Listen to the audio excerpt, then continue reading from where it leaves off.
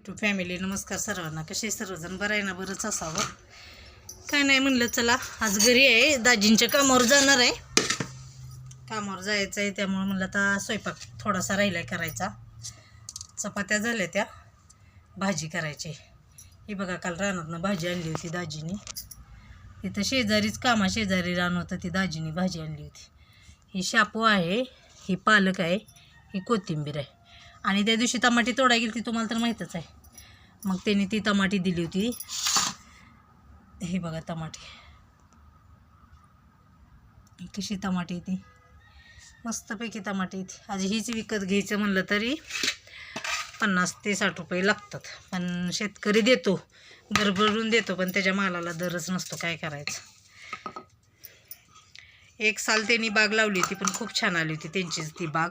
आणि यंदा नाही बरोबर त्यांची बाग राहिली ती. चला म्हणलं आज शेपूची भाजी करायची आणि टमाट्याची भाजी वांग्याची भाजी करायची. या सगळीजण शेपूची भाजी खायला. आता दाजींच्या कामावर गेल्यावर एक व्हिडिओ टाकणार आहे. आता 2-3 दिवस कामगार आहे ती बिहारवाली, त्यामुळे ती असते ती कामावर. मग दाजी म्हणते आता लय काय ह्याचं काम असलं जास्त तर येत जा, नसलं तर येत जाऊ नको. मग जात जा दुसरीकडे तुला जायचं असलं तर. घरी बस म्हणते तर, पण घरी बसून काय करायचं या, तेवढंच बायकात विरंगुळा होतो मनाचा.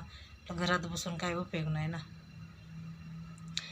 चला म्हणलं आज एक व्हिडिओ थोडासा बनवून टाकावा. आज शनिवार आहे, श्रावण महिन्यातला दुसरा असेल शनिवार आज. शापूची भाजी म्हणलं मस्तपैकी आपली चांगली देशी आहे शापू करायची. दाजींना आवडते शापूची भाजी.